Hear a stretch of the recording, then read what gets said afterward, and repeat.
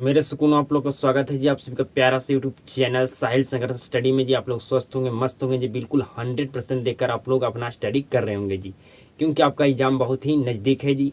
तो जितना आपका समय आपको पास अभी बचा हुआ है एग्जाम का जी, अब उस समय को बिल्कुल बेहतर ढंग से आप यूज कीजिए, जिससे आपका बोर्ड एग्जाम का बेहतर से बेहतर आप तैयारी कर पाइएगा। और अगर आपका बेहतर से बेहतर तैयारी हो पाएगा तो आप बोर्ड एग्जाम में बेहतर आप अंक लेकर आइएगा जी। और अपना आप समय को बर्बाद मत कीजिएगा, अपना समय को बिल्कुल बेहतर ढंग से आप यूज कीजिए जी। तो आज के आपका केमिस्ट्री का जो सेकंड नंबर चैप्टर था उसका सेकंड क्लास होने वाला है जी। पिछले क्लास में आपको हम अम्ल के बारे में पूरा अच्छे तरीके से बेहतर ढंग से आपको हम समझा दिए थे जी, कि अगर अम्ल से कोई भी रिलेटेड प्रश्न पूछा जाए तो आप 100% बता सकते हैं जी। कोई भी दिक्कत आपको नहीं हुआ होगा अगर आप क्लास को शुरू से अंत तक देखेंगे तब जी। जब तक आप क्लास को शुरू से अंत तक नहीं देखेगा तब तक आपको हर एक टॉपिक समझने आपको आने वाला नहीं है जी। तो आप बिल्कुल ध्यान से इस क्लास को देखिएगा जी। तो आज के क्लास में हम आपको भस्म के बारे में पढ़ाने वाले हैं जी। भस्म से रिलेटेड जितना एग्जाम में प्रश्न पूछा जाता है आपसे एक भी नहीं छूटेगा प्रश्न जी। तो बिल्कुल सीधा तरीके से आप शुरू से अंत तक क्लास को जरूर देखिएगा मेरे सुकून, बिल्कुल ध्यान से समझिएगा जी। आज की क्लास में पढ़ने वाले हैं भस्म, जिसको अंग्रेजी में कहते हैं वेश। भस्म को ही कहा जाता है क्षार जी, ठीक है। इसके बारे में आज की क्लास में बिल्कुल बेहतर ढंग से आपको हम पढ़ाएंगे जी। इससे रिलेटेड कोई भी अगर प्रश्न आपको इससे एग्जाम में पूछे तो आपसे छूटना नहीं चाहिए जी। मैं इस लेवल का पढ़ाऊंगा जी, बिल्कुल ध्यान से समझिएगा। मैं बोर्ड पर लिख कर क्यों लाता हूँ जी, क्योंकि हमारा समय बचेगा, ठीक है। जो मैं क्लास आपको 5 मिनट में दूंगा उस क्लास को हमें 10 मिनट लगेगा बनाने में जी। तो बिल्कुल ध्यान से समझिएगा जी। भस्म, भस्म को क्या कहते हैं जी, क्षार, ठीक है। अब भस्म का है परिभाषा बताइए। तो भस्म का परिभाषा बिल्कुल इजी है जी। वे पदार्थ जो जल में घुलकर OH- आयन देता हो उसे क्या कहते हैं जी, उसे कहते हैं भस्म या क्षार जी, ठीक है। या आप इस तरह से बोल सकते हैं जो जल में घुलकर OH- आयन देता हो उसे हम क्या कहते हैं जी, क्षार, भस्म या क्षार कहते हैं, ठीक है जी। तो क्षार या भस्म का अगर परिभाषा आपसे पूछा जाए तो आप 100% बता सकते हैं जी, ठीक है। अब आगे समझिएगा। भस्म का स्वाद कैसा होता है जी।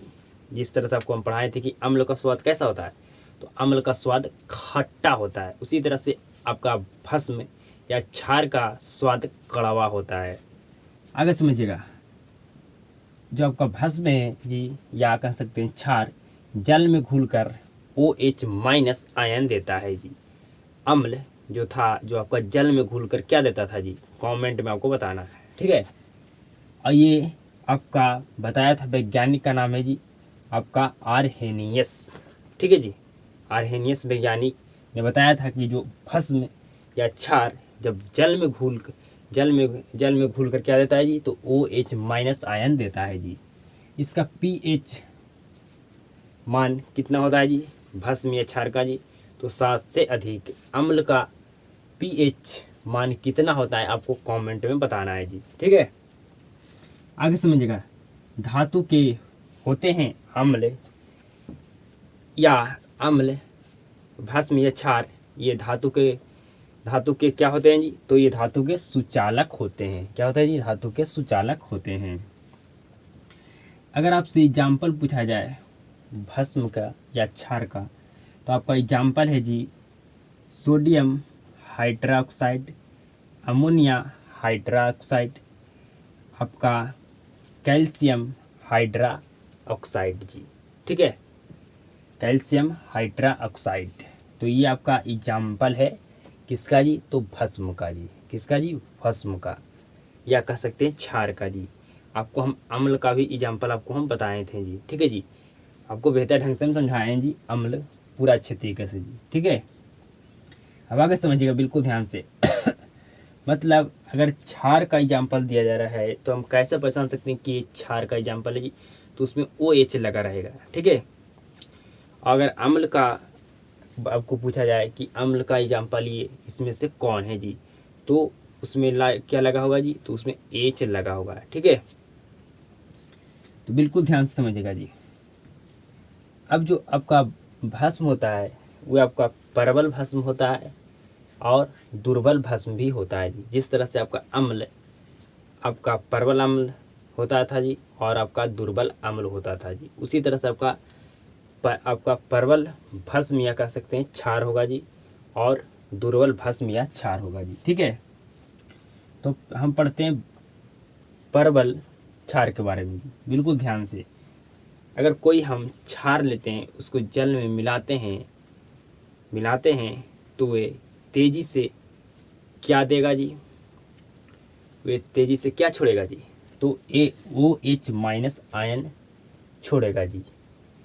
आपका कौन सा क्षार में जी, प्रबल क्षार में या दुर्बल क्षार में जी, तो प्रबल जो आपका क्षार होगा उसमें OH माइनस आयन तेजी से देगा जी। ठीक है, तो प्रबल क्षार में जो OH माइनस आयन होगा जो क्या आपका तेजी से देगा जी। ठीक है जी, इसका एग्जाम्पल है प्रबल क्षार का जो बिल्कुल फेमस है जी। ये मात्र आपको 2 एग्जाम्पल रखना है आपको याद जी। जिस तरह से हम आपको प्रबल अम्ल का 3 एग्जाम्पल बताए थे जो आपका क्या था जी, फेमस था, मतलब वे जो 3 एग्जाम्पल आपका है प्रबल अम्ल का वो आपका प्रबल अम्ल है जी। बाकी जो अभी आपका होगा ये सारा आपका दुर्बल अम्ल होगा जी। ठीक है, उसी तरह से ये आपका प्रबल क्षार का परिभाषा है जी, तो सोडियम हाइड्रोक्साइड और ये आपका पोटेशियम हाइड्रोक्साइड जी।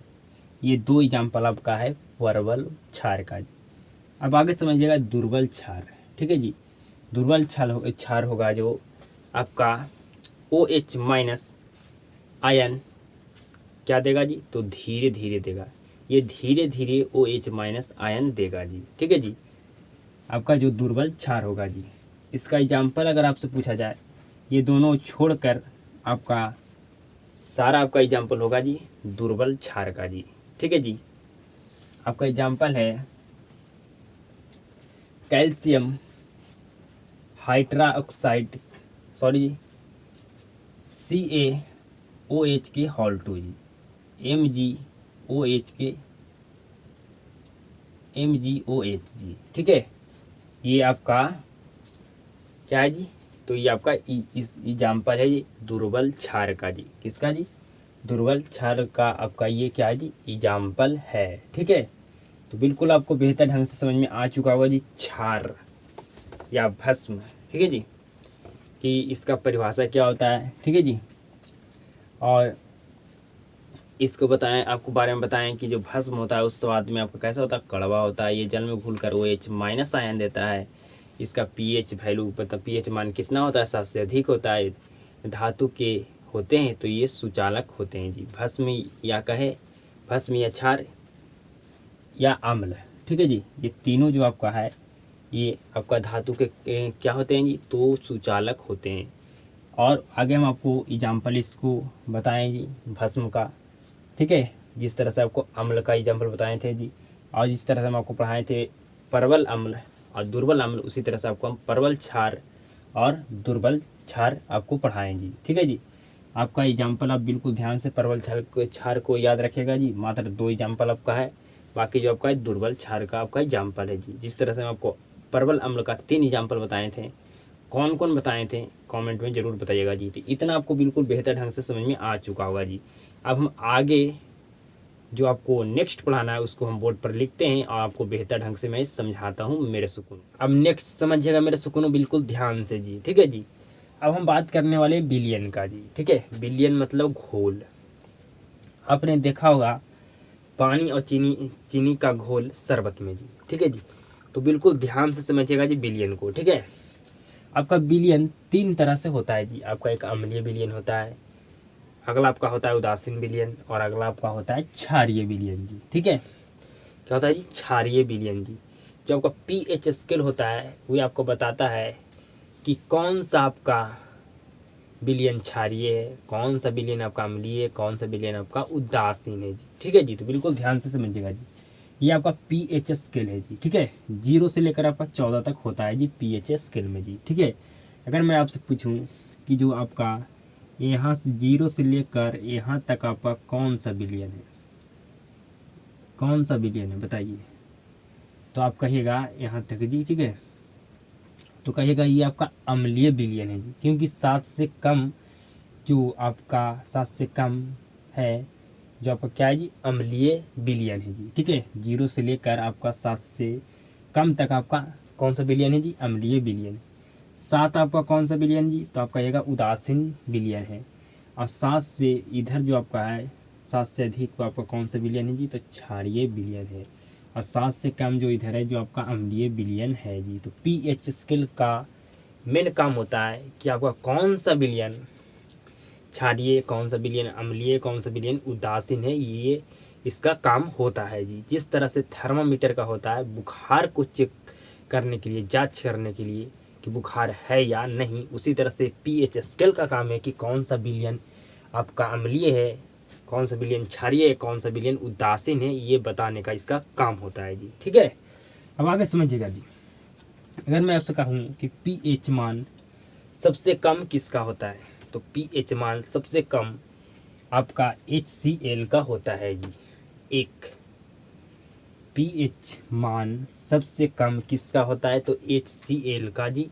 कितना होता है जी, HCl का पीएच मान कितना होता है, तो 1 होता है। अगर मैं आपसे पूछूं कि सबसे अधिक पीएच मान किसका होता है, तो NaOH का होता है पीएच मान कितना जी, 14। ये सबसे अधिक पीएच मान किसका होता है जी, तो NaOH का होता है जी, ठीक है। सबसे कम किसका पीएच मान होता है जी, तो HCl का 1 होता है जी, ठीक है। अब आगे समझिएगा पीएच स्केल का खोज किसने किया था जी, तो सोरेनसन नामक वैज्ञानिक ने किया था पीएच स्केल का खोज जी, ठीक है। वैज्ञानिक का क्या नाम था जी, जिसने पीएच स्केल का खोज किया था जी, तो सोरेनसन, ठीक है जी। कब किया था जी, तो 1909 ईस्वी में किया था जी। पीएच स्केल का खोज कब किया था जी, 1909 ईस्वी में किया था, ठीक है। इतना आपको समझ में बिल्कुल भली भांति 100% आ चुका होगा जी। अब बिल्कुल ध्यान से समझिएगा आगे जी, ठीक है। अगर मैं आपसे पूछूं कि पीएच का मान बढ़ने से आपका अम्लीयता क्या होता है जी, तो घटता है जी। बिल्कुल ध्यान से समझिएगा जी। ये आपका पीएच स्केल है जी, ठीक है। तो 7 से इधर जो आपका है जो क्या है जी, आपका अम्लीय, आपका क्या है जी, अम्ल है, ठीक है। 7 से अधिक जो इधर है आपका जो क्या है जी, क्षार है। बीच में आपका क्या है जी, उदासीन है, ठीक है। तो जैसे जैसे हम पीएच का मान बढ़ेगा वैसे वैसे क्या होगा जी, आपका अम्लीयता घटेगा, ठीक है जी। मतलब जैसे जैसे हमारा पीएच का मान बढ़ेगा, ठीक है जी, जैसे हमारा पीएच का मान बढ़ेगा उसी तरह से हमारा अम्लीयता क्या होगा जी, घटेगा। और पीएच का मान जब बढ़ेगा तो हम किसकी ओर जाएंगे जी, तो क्षार के ओर जाएंगे जी, ठीक है। देखिए आपका जब पीएच मान बढ़ता है तो आपका क्या होता है जी, अम्लीयता घटते जाता है, आपका अम्लीयता घटते जाता है, आपका अम्लीयता घटते जाता है, ठीक है जी। क्या कहें, यहाँ पर उल्टा होता है जी, ठीक है। अगर पीएच का मान बढ़ेगा तो अम्लीयता घटेगा। क्या कहें जी, अगर पीएच का मान बढ़ेगा तो अम्लीयता क्या होगा जी, आपका घटेगा, ठीक है। अगर पीएच का मान घटेगा तो अम्लीयता क्या होगा जी, बढ़ेगा। अम्लीयता क्या होगा जी, बढ़ेगा। तो बिल्कुल ध्यान से समझिएगा मेरे स्टूडेंट, आपको आ चुका होगा समझ में 100% जी। अगर आप ध्यान से समझोगे तब जी। अगर आपसे पूछा जाए कि पीएच का मान बढ़ने से, आपको स्टार पॉइंट में लिख देना है कि पीएच का मान बढ़ने से पदार्थ की अम्लीयता घटती है, ठीक है जी, घटती है। क्या लिखना आपको जी, स्टार में लिखना आपको कि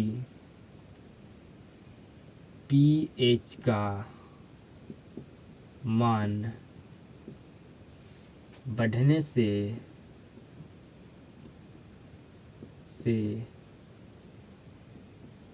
पदार्थ के पीएच का मान बढ़ने से पदार्थ के अम्लीयता घटती है, ठीक है जी। आपको लिख देना स्टार पॉइंट में जी। अगर मैं आपसे पूछूं कि पीएच यहाँ पर 3 है, ठीक है जी, पीएच का मान 3 है, यहाँ पर पीएच का मान 5 है जी। तो अगर मैं आपसे पूछे कि यहाँ पर अम्लीयता कम किसका है जी, क्या कहेंगे, अम्लीयता कम किसका है, बताइए। पीएच का मान आपको 3 है, मतलब यहाँ पर घट रहा है आपका पीएच मान, तो क्या होगा जी, आपका अम्लीयता बढ़ेगा। ठीक है, यहाँ पर पीएच का मान जब बढ़ रहा है तो अम्लीयता क्या होगा जी, घटेगा। तो यहाँ पर आंसर क्या होगा जी, आपका 5 होगा। जिसका अम्लीयता, जिसका पीएच मान बढ़ता है उसका अम्लीयता क्या होता है जी, घटता है। जिसका आपका क्या होता है जी, जिसका पीएच मान घटता है उसका अम्लीयता बढ़ता है। ठीक है, जिसका पीएच का मान घटता है उसका अम्लीयता बढ़ता है। जिसका अगर पीएच का मान बढ़ता है तो अम्लीयता क्या होता है जी, आपका घटता है। ठीक है जी, तो आपको पूरा अच्छे तरीका से इतना बेहतर ढंग से आपको समझ में आ चुका होगा। मेरे सुकूनों कोई भी आपको दिक्कत नहीं हुआ होगा जी, इतना आपको समझने में जी। ठीक है, अब हम नेक्स्ट हमको समझाना है जो बोर्ड पर लिखते हैं और आपको बिल्कुल बेहतर ढंग से समझाते हैं जी। अगर आप 100% ध्यान देकर समझ रहे होंगे तो आपको 100% समझ में आ चुका होगा मेरे सुकूनों। अब मेरे सुकूनों नेक्स्ट समझिएगा जी बिल्कुल ध्यान से। ठीक है जी, अगर मैं अब हम बात करें क्षार का जी। ठीक है, अगर मैं आपको कहूँ कि पीएच बढ़ने से आपका क्षारीयता क्या होगा जी, तो बढ़ेगा। ठीक है जी, अम्ल में आपका उल्टा होगा। ठीक है, जब पीएच आपका बढ़ेगा तो अम्लीयता क्या होगा जी, आपका घटेगा। और जब आपका पीएच आपका क्या होगा, घटेगा, तो अम्लीयता आपका बढ़ेगा। लेकिन आपका क्षारीयता में क्या होगा जी, बिल्कुल आपका सीधा है जी। ठीक है, कि अगर पीएच बढ़ेगा तो आपका क्षारीयता भी बढ़ेगा, अगर पीएच घटेगा तो आपका क्षारीयता क्या होगा जी, बढ़ेगा। इतना आपको क्लियर हो चुका है जी। आपको हम बताए थे कि जो अम्ल था, जो नीले लिटमस पत्र को क्या कर देता था जी, लाल। जस्ट इसका उल्टा है, क्षार क्या करेगा जी, तो क्षार आपका जो लाल लिटमस पत्र होगा उसको क्या करेगा जी, नीला बनाता है। क्या बनाता है जी, नीला। अम्ल था जो नीले लिटमस पत्र को लाल बनाता था, और जो क्षार होगा वो लाल लिटमस पत्र को क्या बनाएगा जी, नीला बनाएगा। ठीक है, इतना आपको कॉन्सेप्ट समझ में आ चुका होगा जी।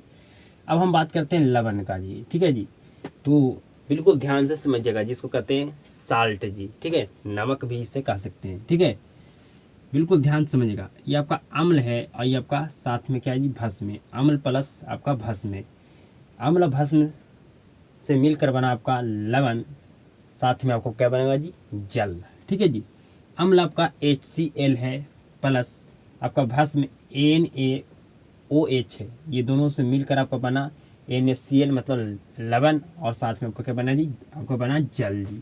अगर आपसे एग्जाम में पूछा जाए कि लवण का पीएच मान कितना होता है, तो 7 होता है। अगर पूछा जाए नमक का पीएच मान कितना होता है, तो 7.0 होता है जी। अगर पूछा जाए लवण का पीएच मान कितना होता है, तो 7 होता है। ठीक है, नमक का पीएच मान कितना होता है, 7.0 होता है। अब हम आगे बढ़ते हैं जी, बिल्कुल ध्यान से समझिएगा जी। अब आपको पदार्थ रहेगा, उसका आपको पीएच मान बताना है जी। ठीक है जी, तो बिल्कुल ध्यान से समझिएगा, बिल्कुल ध्यान से।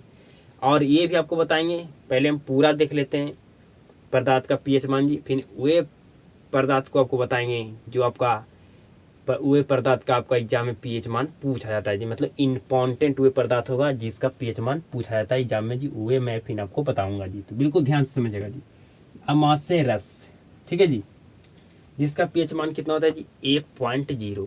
जो आपका पेट में रस होता है उस रस को, जो आपका पेट में रस होता है जी, HCl। ठीक है जी, मतलब हाइड्रोक्लोरिक अम्ल, उसको निकाल कर निचोड़ कर पीएच में अगर गाड़ा जाए तो कितना बताएगा जी कि अमाशय का रस का पीएच मान है जी, तो 1.0 जी। ठीक है, नींबू और संतरा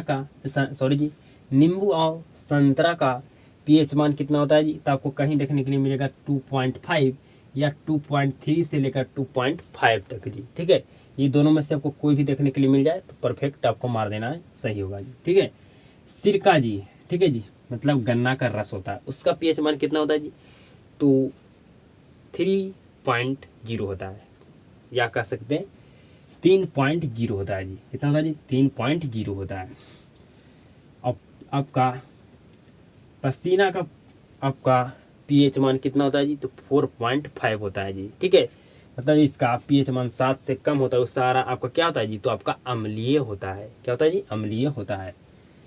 अब चर्चा करते हैं हम अम्ल वर्षा। ठीक है जी, या अम्लीय वर्षा को pH मान कितना होता है जी, तो आपका 5.6 होता है, मतलब 5.6 होता है जी। ठीक है, पेशाब का pH मान कितना होता है जी, 6.0 होता है, 6.0 होता है पेशाब का pH मान जी। ठीक है, दूध का आपका pH मान कितना होता है जी, तो आप याद रखिएगा कि दूध 65 रुपये लीटर मिलता है, तो 6.5 होता है pH मान दूध का जी। ठीक है, समझ सकते हैं दूध आपका क्या है जी, क्षारीय है, अम्लीय है या उदासीन है। जल का pH मान कितना होता है जी, तो जल का आपका 7.0 होता है। ठीक है जी, जो आपका नमक का pH मान होता है वही आपका जल का होता है जी। ठीक है, अब आगे समझिएगा जी, रक्त का pH मान कितना होता है जी, तो 7.4 होता है जी। मतलब रक्त आपका क्या है जी, क्षारीय है। क्या है जी, आपका क्षार है। ठीक है, आंसू का pH मान कितना होता है जी, आंसू का pH मान होता है 7.3 जी। HCl का pH मान कितना होता है जी, तो 1 होता है। ठीक है, आगे समझिएगा, पित्त का pH मान कितना होता है जी, तो 7.5 से लेकर 7.8 तक होता है आंसू का pH मान जी। मिल्क ऑफ मैग्नीशिया का pH मान 10.5 होता है, मतलब 10.5। ठीक है जी, मिल्क ऑफ मैग्नीशिया का pH मान कितना होता है जी, तो आपका 10.5 होता है जी, मतलब 10.5 होता है जी। ठीक है, चूना जल का pH मान कितना होता है जी, तो आपका 1.0 होता है।